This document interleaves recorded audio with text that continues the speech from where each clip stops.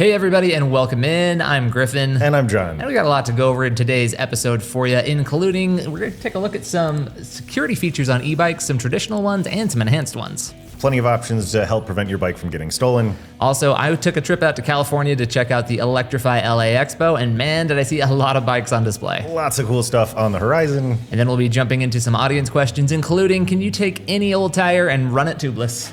Answers to all that and more on this week's episode of the Weekly Recharge.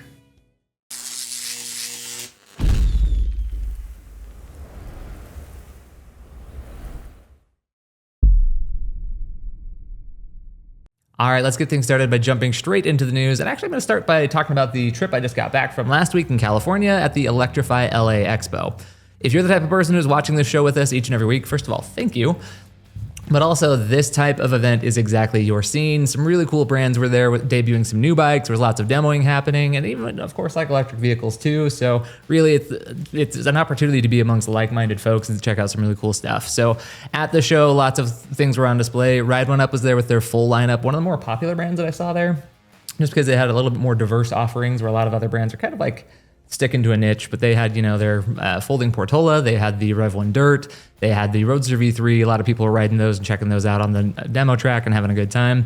P51 was also there. They are a kind of moped-inspired brand. They are well known for their model, the Bullet, but they actually debuted a brand new bike while I was at the show, the Ace, which is a much more like upgraded and enhanced version of the Bullet. Reinforced frame. It's now 10 pounds lighter. It's got an integrated display as well, but it still has a lot of the stuff that just makes that bike really cool. 200 millimeter travel on the front fork, 140 mil travel on the coil shock over the rear. Jeez. 750 watt motor, 20 amp battery, Magura brakes, and just, again, really cool look to it, really cool vibe. Another booth that was super popular while there. Mokwheel was also in attendance. They have all their super fast fat tires. They've had the folder, the Slate. They had the, of course, Obsidian. They had the Basalt. And I actually got a little sneak peek at something that they're coming out with very soon that was on display, the Onyx. So this one is going to be a 1,000 watt mid-drive motor. It's got just tons of travel. I didn't get the exact spec, but it looked like probably close to 200 mil just from looking at it.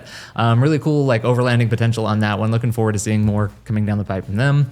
There was a newer brand there called Cargo Cycle, and they had some really cool stuff as well. So they have two different cargo models. These are both kind of like trikes with front-loading boxes to them. So one is more kind of industrial and utilitarian design, different ways you can kind of trick it out, mod it out, use it for your business, things like that.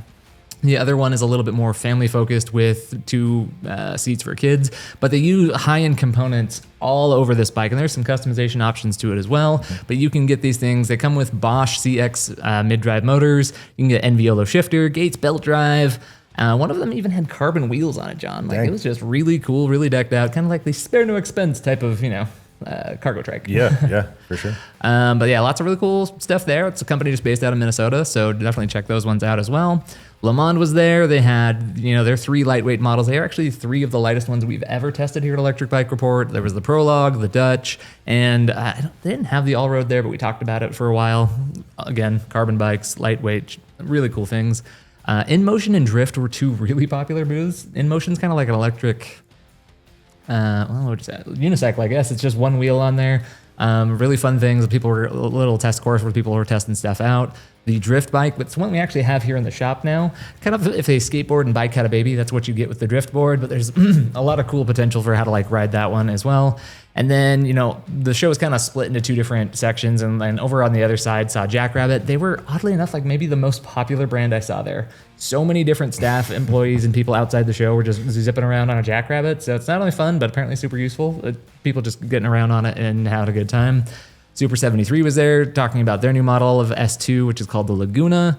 Tannis was also there. Tannis, we've talked about them a little bit on the show in the past, but really good tire liners, some things that you can put inside if you're sick of dealing with flats and having to change out tubes. Like, Lord knows we are. Recommend that stuff regularly. Yeah. And then the final thing that I saw at the show that I think is worth recommending. So this is from a new company. It's a product that's not out yet. I think they said they're trying to get it out in the fall, but we get a lot of questions on hitch racks, especially electric lift assist and some modular ones because people want to have something for their bikes. They want to have something for their cargo as well. So it's a modular system. It has a huge weight capacity, up to 300 pounds total with 150 pounds per tray. So that's a lot of bike.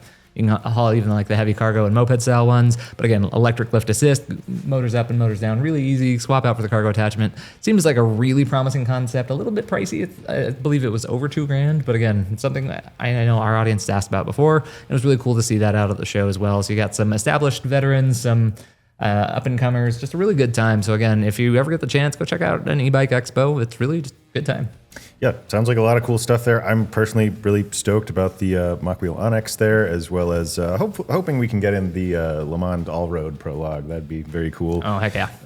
But anyway, moving on, let's talk about some legislation that is set to be voted on in the Senate here soon. So this is actually part of the Trump administration's budget bill proposal, and as part of that, there's some portion of that bill that puts up millions of acres of public land for sale, and this is something that we feel strongly about. We know a lot of other people just locally that feel strong about it. If you agree, then we're going to leave some links down in the description where you can kind of use your voice to share your opinion as well. But to get into some more detail here, at least previously, there were 3 million acres of land up for sale, according to this. So that may have been changed, revised down to about 1.2 million acres, depending on how things go. We saw an article this morning that suggested that that might have changed. But either way, that's still a lot of public land that, once it's gone, and you can't come back. And as part of this bill, anything that's sold through this process must be developed into housing or, quote, community needs as defined by the Secretary of the Interior. So how this relates to bikes, there's a lot of bike trails, other recreational bike-friendly areas, but also it extends to things like camping, hunting, fishing. There's just a lot of areas where you can go and do all of these things where it's just, public land. That's right. There's 11 states that are included here and possibly affected. So that is Alaska, Arizona, California, Colorado, Idaho, Nevada, New Mexico, Oregon, Utah, where we live, Washington, and Wyoming. Yeah, that's a lot. Yeah, absolutely. But People for Bikes said a really good statement here that we pulled. The sell-off of public land sets a horrible precedent and will prevent millions of Americans from accessing the countless benefits of outdoor recreation. These public lands are government-owned and open to anyone. So again, just really don't want to see that go away. It'd be definitely a tragedy. The mountain biker in me is always a little bit sad of trails potentially going away and whatnot, and just it's going to be hard to auction up that much acreage and not affect a lot of trails that are currently publicly accessible to all. We're not anti-housing by any means, but this is just kind of a huge parcel to auction off, and it just seems like And it does affect us locally here. We've seen maps of the surrounding area where we live, and there's a giant chunk or a lot of giant chunks of land that could go away. So obviously, John and I kind of have expressed how we feel about this. So if you are so inclined and agree with us, again, we're going to leave that link down in the video description where People for Bikes has a form fill where you can very quickly send something off to your senator to let them know that you are not in favor of that if you, again, feel so inclined. But moving on to some happier news, also from People for Bikes, they have released their city rankings for 2025. So cool this is it's one of those things I like checking out every year, especially seeing who moves up or down. So this all just starts with data collection, traffic analysis, destination access analysis, and some aggregation as well. So to get a little bit more detailed into some of the criteria here, they kind of take a look at how safe are the speeds, are there protected bike lanes, reallocated space, what are the intersection treatments like, network connections, and just what's the trusted data source that they're kind of like pulling from. So looking through some of the rankings here, the number one in all of the world actually is a small island in Michigan. I hope I'm saying this right. It's Mackinac. Oh, thank you. You're welcome. And thank you. As a heads up on that, I know a couple of details that weren't in the article here. So Mackinac Island actually prohibited e-bikes. You cannot ride e-bikes there. Yeah, that's good to know. This is, yes, for cycling in general, not e-bike specific. Yes. But now it is a little bit easier to be number one when you have a small population. And, Mackinac only has a population of 663. Yep. So they do have different tiers. You can kind of like move over to the next higher population in that 50,000 to 300,000 range is Davis, California, with 67,000 people. We've actually talked about that in our Trails of the Week section. Davis is really known for being Biketown, USA. Super cool place. And then once you kind of bump up to the big metropolis, actually Brooklyn was awarded like the best metropolis area. I'm not actually surprised by that with all the food delivery and everything. I was going to say, absolutely. So I think just part of me thought New York, 8 million people there. It might be complicated or whatever, but hey, hats off to them. They're making the top of the rankings for cities of that size. Absolutely. Unfortunately, where there are winners, sometimes there are losers as well. So the bottom ranked out of more than 2,901 cities analyzed in the world was Gulfport, Florida. So time to up your game there. Do better, friends. Yeah. No one ever wants to be coming in last. So especially if you're, a retirement community or something like that. I mean, I'm just generalizing because it's Florida, but get your seniors out on bikes. Yeah, 100%. It's always good. So again, always an interesting rankings to check out. You can go see if you can find your city on there, and if the score is low, you can always kind of nudge your local city council or whoever's calling the shots there to try and make cycling infrastructure a little bit better. But that's going to do it for the news of the week. All right, and now is the time where we take a look at some gear that we've been sent to review. In this case, we're doing things a little bit differently. This is not gear to protect you or enhance your bike or your garage experience. What is this, Griffin? It's to enhance your person, the person on the bike. Right. So this is Chargel, and kind of cool background to this that I found out while researching a little bit. Mm-hmm. One of our favorite candies here in the office is High Chews, and same company. I started that trend. That's right. Same company that makes High Chews also makes Chargel, but this is really cool. That's good. Now look, any e-biker here has passed someone on acoustic bike and someone has yelled out, "Hey, you're cheating," or whatever, yada, yada. But e-bikers know that is not necessarily true. You can definitely work really hard on an e-bike. I know for me, as someone who mountain bikes on my truck rail, there are certain trails I would avoid entirely were it not for an e-bike. The e-bike just makes it possible for me. But there have been some trails where I was absolutely dead dog tired by the time I got, through the majority of the elevation climbs. So This is the type of stuff that you would take to give yourself that little shot and boost of energy. And this is actually a pretty clean source of it too. There are no crazy artificial things in there. It is free of caffeine, gluten, artificial sweeteners, flavors, colors, and it's actually just devoid of most allergens out there for that matter. So again, it's plant-based. There's a little bit of shot of sugar, as it were. It kind of comes in a nice form factor with this little pouch style here. It's kind of like the applesauce pouches like my kids always take half of and I have to finish the other half because delicious. I hate wasting things. But again, just good source of little carbohydrates to keep you going. So if you're the type of person who takes very long rides and you need a little bit of a boost, you don't want to be eating too much food and weighing yourself down, this is the type of thing you can look into. Cool. Yeah, sounds good. All right, now to give you a little insight as to the bikes we've got in for testing recently. So a couple of these are actually on our frequently requested list. So you asked, we got it. We're talking about the, I hope I'm saying this right, AIPAS M2 I say APAS. I don't know. Let us know if you can convey that through text. I've seen it typed out 100 times because people are like, what about the APAS M2 Pro? Whenever we put together a best list. We finally got it. We're going to learn how to pronounce it and do it properly for sure. 100%. We also got in the Puckett Puppy Labrador fat tire e-bike there with full suspension, yep. Big motor. So again, hey, you guys asked us to get those in. We got those in. So we also had one other one come in though, if I remember correctly. That is, so we've talked about this one before, the Electra Townie Go. That is one of two new e-bikes from Trek that has a throttle in addition to a rear hub motor. So we have had the Trek FX Plus 1S in for testing. I filmed my review of that recently, so that will be going live at some point in the near future. Keep an eye out for that. But if you are less into commuters, you want more of a relaxed city cruiser style bike, the Electra Townie Go might be for you. But then we did have a few things go live as well. So Griffin, you had the Rad Runner Max. Yeah, I did. So that is the most upgraded Rad Runner to date, an iconic bike for sure. A lot of really cool things going on with it, some really cool security features and just some enhanced stuff going on.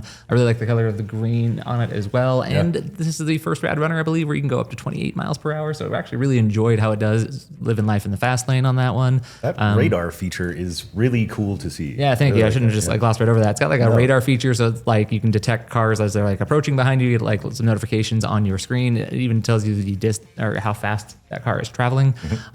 So just really cool enhanced security stuff. So check that review out if you haven't seen it yet.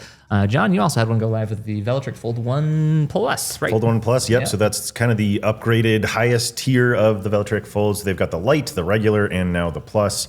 So the Plus really has just been expanded to have all of these standard sort of customization features that all of Velotric's full-size bikes have, including the ability to switch between torque and cadence modes, all of the pedal assist settings, the 3 riding modes with different power levels, and just tons of stuff to take advantage of there. It also has a torque sensor now, like I mentioned. So it definitely is on par, and I think a step beyond a lot of other folding bikes out there. Pretty cool bike, yeah. All right, each week we like to take a look at somewhere around the country, sometimes around the world, where you could take your e-bike to go have yourself one heck of a ride. John, where are we riding this week? This week we're going to Missouri. We're going to talk about Grants Trail. Sometimes we talk about really big stuff that crosses state lines and sometimes the whole country. This is on the smaller side. It is a mixed-use rail trail. It's in downtown St. Louis and kind of runs along the Gravois Creek. So the length of it kind of varies depending on where you're finding information. I saw anywhere between like 9.9 miles up to around 12 miles, but somewhere in that range. It runs from Kirkwood to the River des Peres, where it connects to the River des Peres Greenway. And this is a really cool trail. It kind of goes through a variety of areas. You've got some urban sections, you've got some suburban areas, and then there's also like plenty of parks. There's lots of woods, wildlife along the way. There's even a boardwalk and like a wetlands area. So it is mostly flat. It's paved, so it's very easy for e-bikes. And then there are some street crossings on the route, but in many cases, I read that there are actually like really good signals there for safety. So there's like four-way stops that actually give bikes the same sort of priority as cars in those instances. But this trail was named after the Civil War general and our former U.S. President Ulysses S. Grant. That's the guy on the 50, right?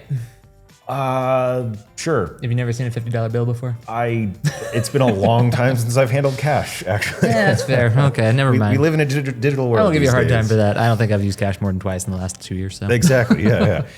So this trail runs through some of Ulysses S. Grant's former property. He approved, when he was president, construction of the Pacific Railroad, which then became known as the Missouri Pacific Railroad, and part of it ran through his land. This railroad was called the first railroad west of the Mississippi. And the specific section that became the trail is a branch called the Kirkwood Carondelet branch. I think I'm saying that correctly.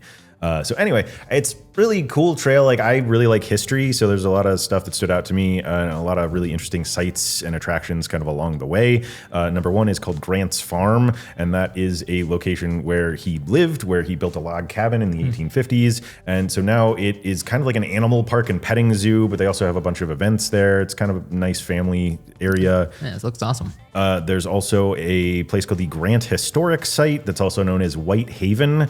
So this is another historic home that was actually his wife's family's home, and that's where he met his wife.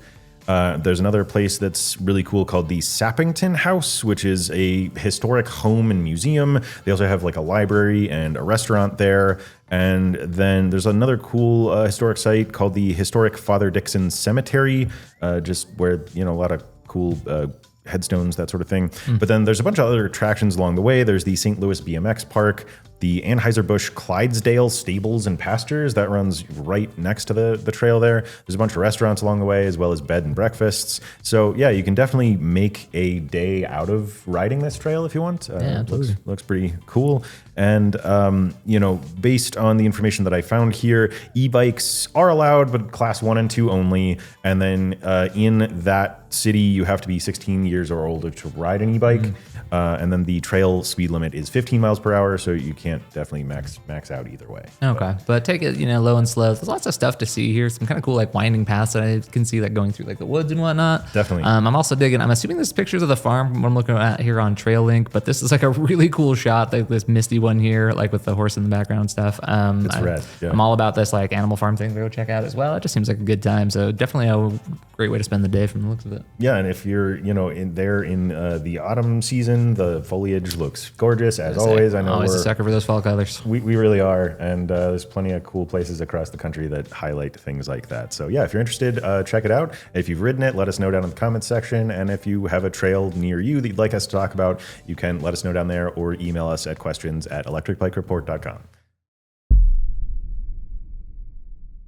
All right, now is the time where we take a look at questions and comments from you guys, our audience. We say this every week, but it's true every week. This really is our favorite segment of the show. So looking at our first question here, this comes to us from a frequent commenter, Gary Clark, 6747. Always appreciate you, Gary. This was on the Velotric Nomad 2X review on YouTube.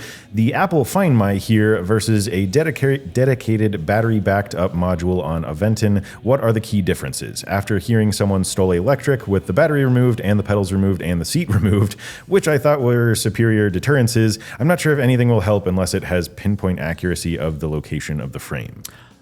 So good question on this one, Gary. We'll kind of break down the overall differences between the two systems, and then even kind of talk about some other like security like things to look into in addition to what these can provide. So starting things off, the quick answer is going to be the ACU on Aventon is just a more reliable system for tracking down like an actual bike frame that has been stolen.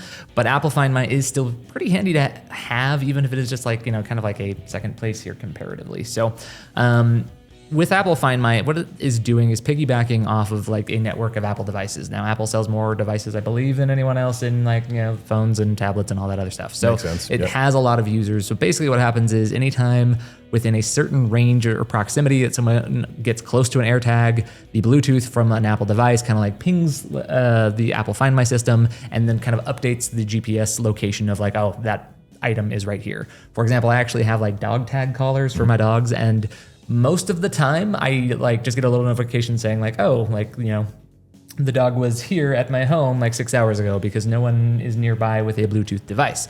Occasionally, if my dog's like sitting at the front door and someone walks by on the sidewalk and has an iPhone in their pocket, sometimes it'll ping it and I'll, like, I might have a more updated like confirmation. Oh, my dog's at home. But again, it's not the same as like an active real-time GPS, right?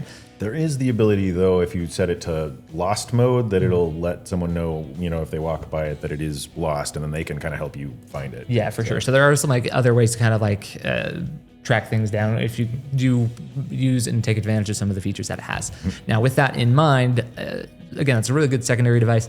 The Aventon ACU, though, is a little bit different because that one actually has a 4G chip enabled. It's got GPS tracking. So that one is, as long as it's getting on the wider network of cell phone coverage and whatnot, which, you know, something just about everywhere these days. Totally. You'll be able to get the real-time GPS location of that anytime you pull up the Aventon app and just look for it on your phone. You also get some other like enhanced features along with that that comes with the ACU, such as the ability to do geofencing, some other things like that.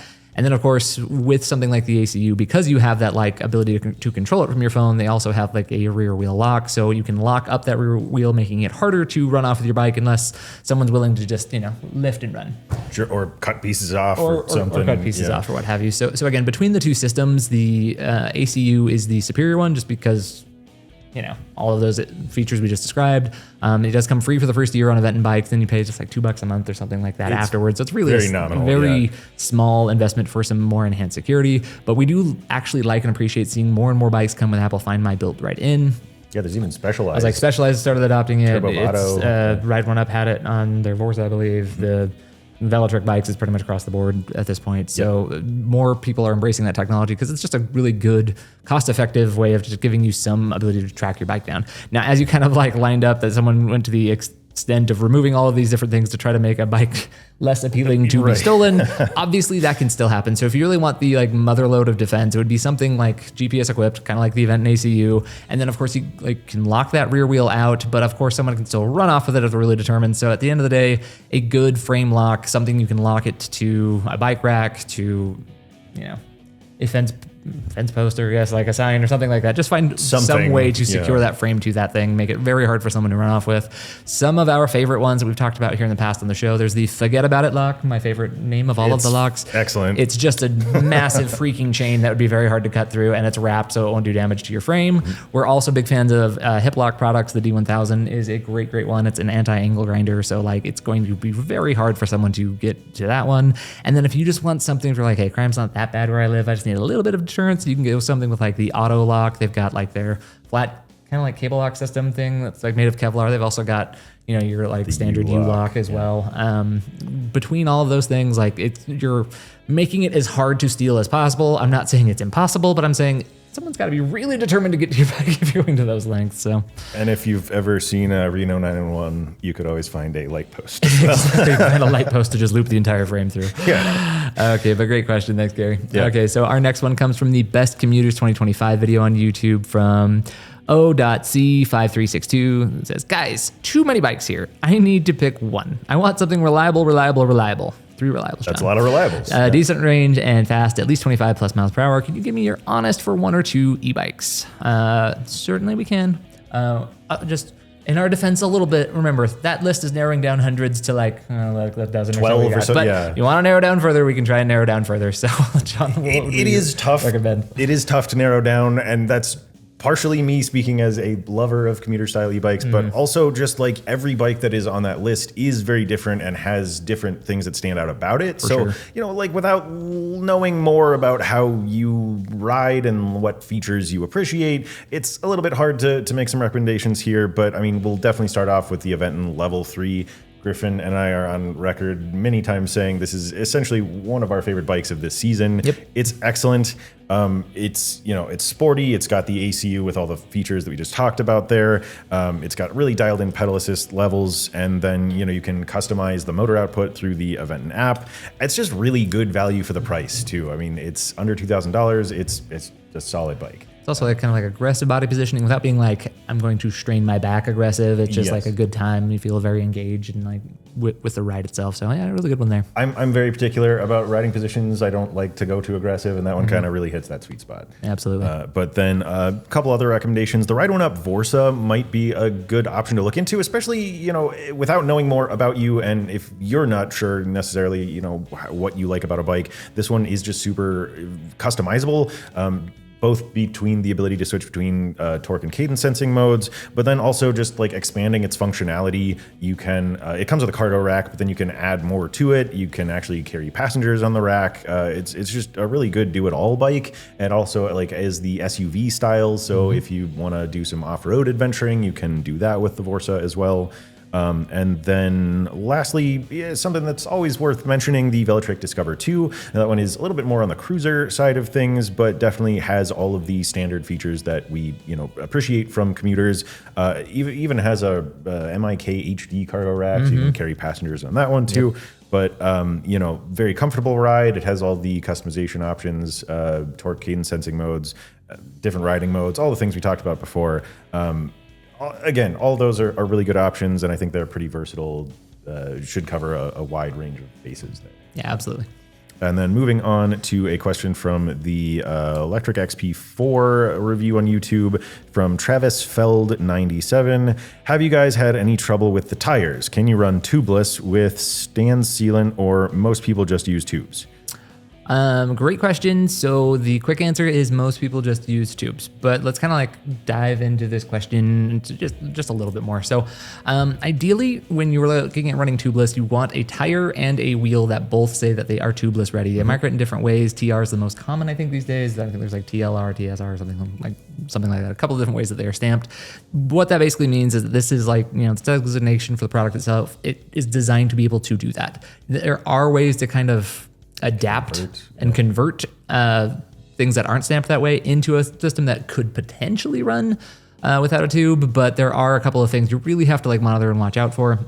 Full disclosure, I've never tried this on the Electric XP, which is a 20 by 3 inch tire. I haven't done it on anything actually that is like 3 inches or wider. I think there could be like some potential hiccups you're trying to run into there if it's not already tubeless ready. It largely comes down to like the bead of all of this. If it's not the right system, there's just a really good chance you're going to have some leaks, you're going to have some burps, things like that, ways that air would escape.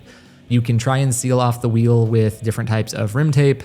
Heck, I know some people have gone full MacGyver and just tried duct taping it and whatnot, but you really have to get like specialty stuff to actually fit the width of that wheel correctly. And then again, there just are no guarantees with these stock tires that you're getting on that one. So not to mention the fact that it comes with a rear hub motor. That makes the job of comes with a rear hub motor as well. It's a yeah. really good point because there's a lot of force being applied in that back wheel. You can even just see like air like literally like seep out of the sidewall depending on like the pressures being ran and stuff like that. So in summation here, could you theoretically maybe. Do I have a lot of doubts? Yes, I do.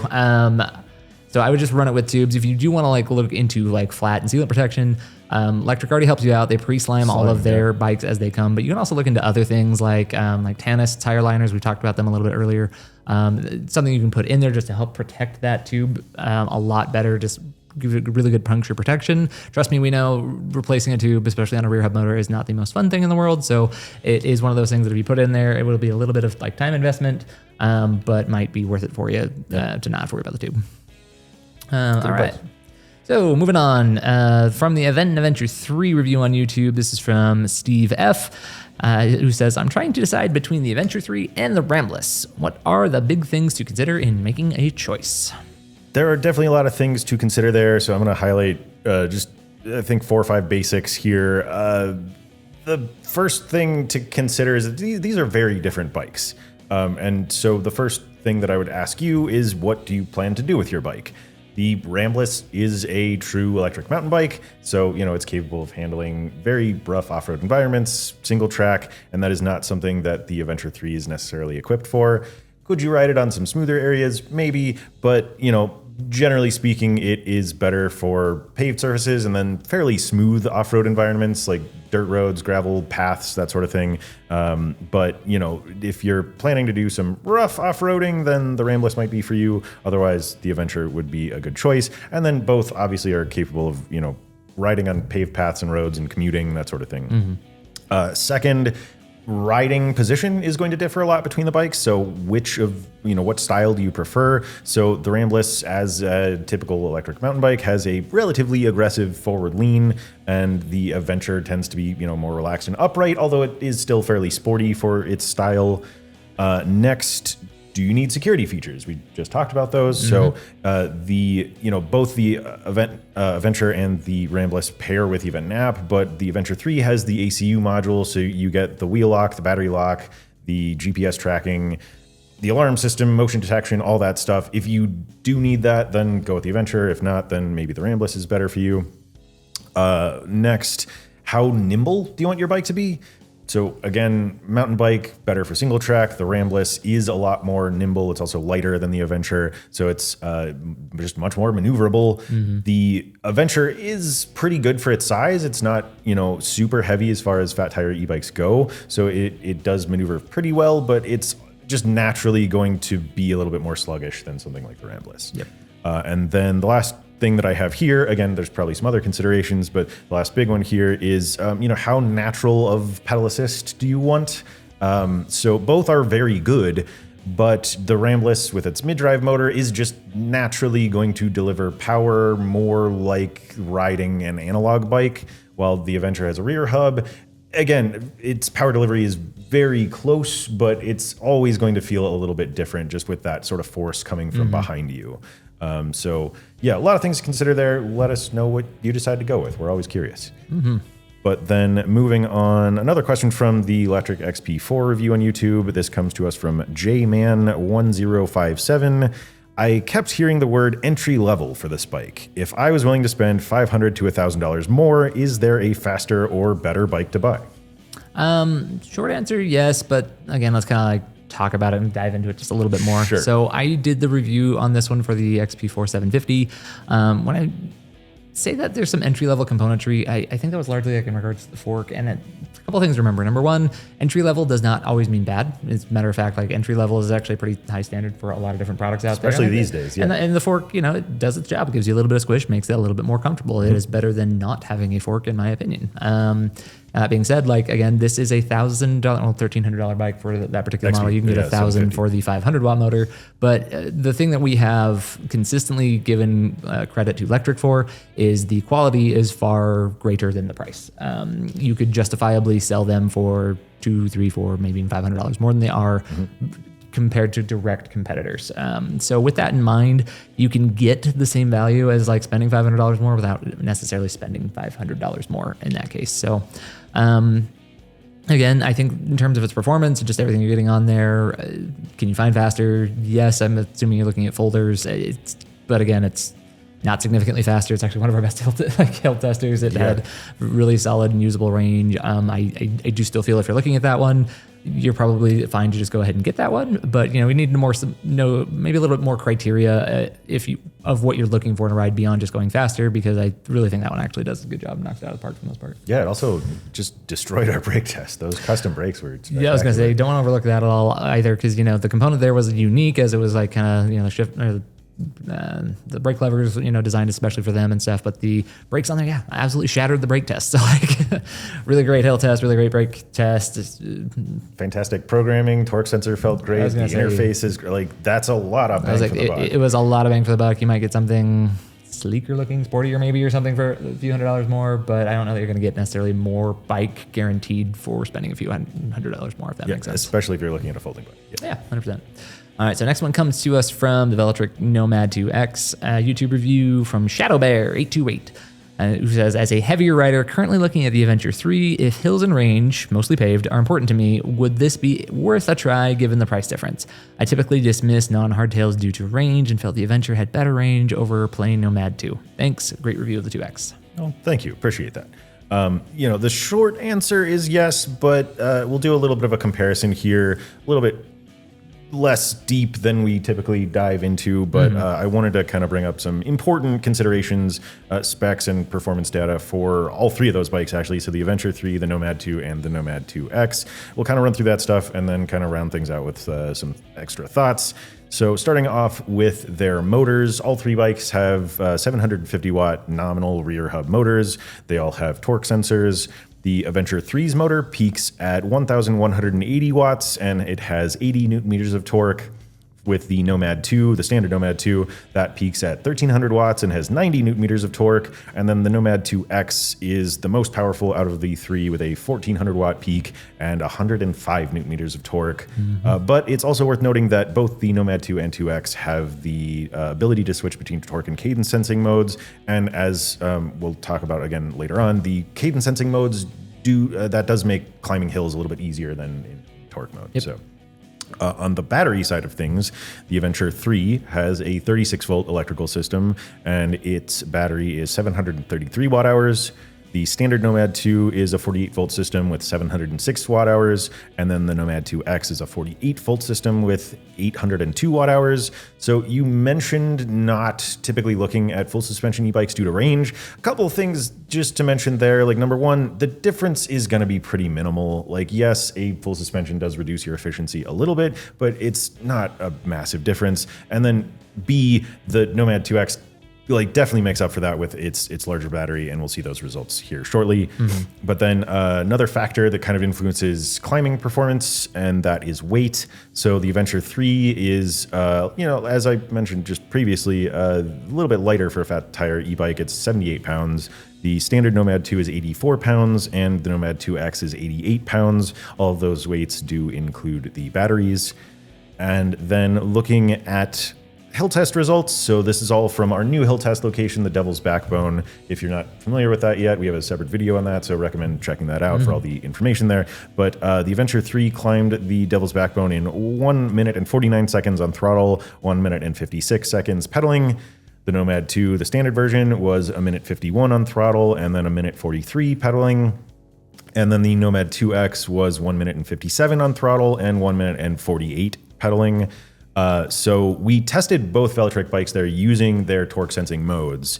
Had we used the cadence sensing mode, I would expect those times to be a little bit better.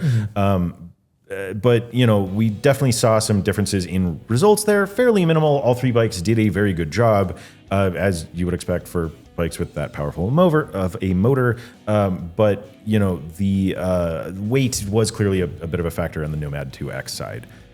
And then when it comes to range, so the Adventure 3 went 36 and 60 miles in our testing. The standard Nomad 2 was 24 and 67. And then the Nomad 2X was 37 and 69. So, the 2X definitely was the longest in both tests, and a slight difference over a couple of the other bikes, but its higher battery capacity came into play there. Yep. So when it comes to recommendations here, the Adventure did a great job for its specs. It's a little bit more nimble because of its lower weight. So we would recommend that one if you prefer somewhat of a more natural and active ride feel and just really good value and the security features that we talked about earlier.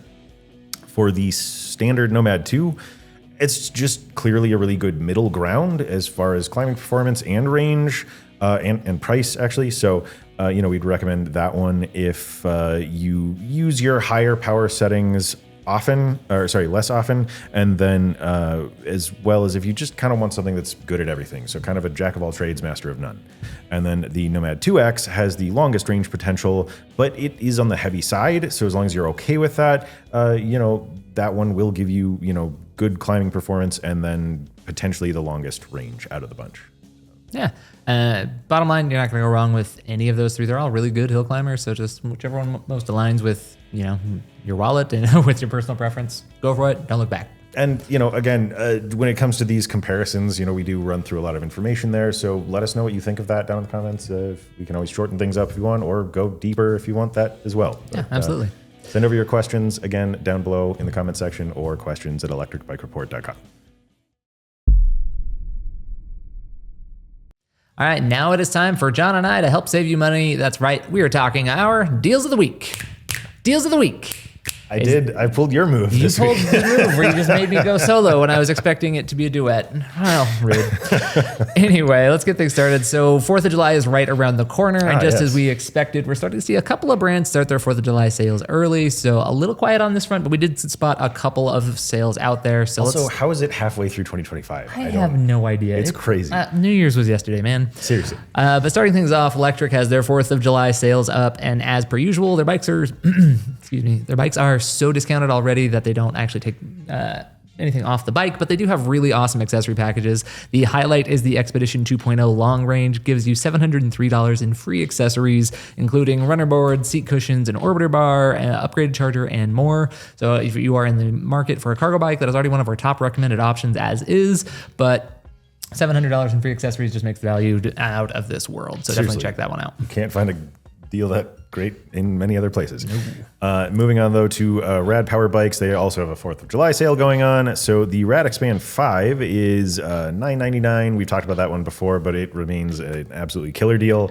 And then they actually knocked a couple $100 off the Radsters, which is pretty rare. So I don't see those on sale too often, but they are really great bikes, and that knocks them down to $19.99, I believe. So yeah, I mean, you've got a couple of different options there. The Radster Road, which is a little bit more of a sort of cruiser hybrid commuter situation going on, and then you've got the Radster Trail, which is sort of a mid-fat tire option that is off-road capable.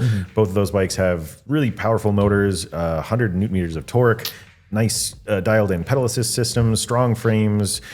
They were just a lot of fun to test and ride. Yeah, even like some key fob security, a little bit of like different stuff, but really good looking paint jobs as well. Just really nice, solid bikes. So yeah, if you're interested and you're shopping for e-bikes this 4th of July, those are a couple options. And we'll leave some links down in the video description below where you can navigate over to those sales. All right, Griffin, it's time for Rider of the Week. I figured I'd make up for the last segment. By all means, keep going. You have to do it twice then. I think I'm okay. Rider of the Week. Okay, there we go. It is. Anyway, we do like to dedicate a segment of the show to talking about one of you fine folks out there who commented. Griffin, who do we have today? So this week we're highlighting Robert, who left us a comment on the website. Now we get a lot of people who, when we do reviews, which we do a lot of, they kind of leave their own like mini review, and I love to see it. This week he was talking about his V-Volt bike. This is actually for a model that they don't sell anymore with the Proxima, but we really liked that bike. It was a really great bike, and I just love some of his comments on here, so I had to share that. He says he is highly satisfied with the magical combination of the carbon belt, the continuous shifting gears. Did you forget to downshift coming to a red light? No problem. You just twist the low gear anytime you want, moving or stopped. It will be solid drivetrain at all times, no matter what. Don't worry about chain skipping. Sorry, it's all in caps though. Plus variable assist level under your other thumb gives you a broad range of cadence and torque to pedal into, making you most efficient and powerful as it's desired, while the assist doubles or triples your range of what is reasonable to do without being dead sore at the end. Especially appreciate it as my 50-year-old knees can't take a long cycle touring trip unassisted anymore.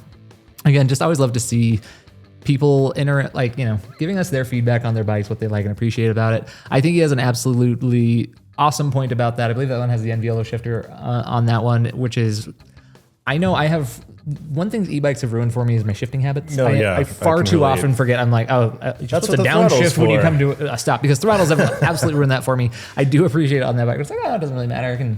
I can shift whenever. So it really is kind of like pretty cool technology there as well. But again, just love to see the passion. Love hearing about people who are doing things they couldn't otherwise do thanks to the help of an e-bike, making life easier, in his case, on the 50-year-old knees. So thank you, Robert, for leaving us the comment. And just as a reminder, we feature someone new here every week. That could be you next week. Leave us a comment down below. Write to us at questions@electricbikereport.com, or even leave us something on the website and we'll try and feature you next time. Yeah, send us your photos. We'd love to see what bike you have and how you ride. All right, guys. As always, thank you for tuning in. We are inching ever closer to that 100,000 subscriber mark. Close.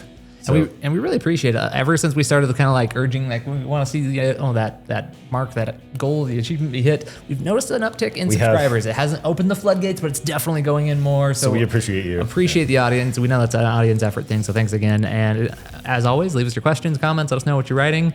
And don't forget to subscribe. Give this video a like if you appreciated all of our hysterics and I don't know, ranting, raving, the two lunatics up here that we are. But that's anyways, right. Thanks again, and we'll see you next time on the Weekly Recharge.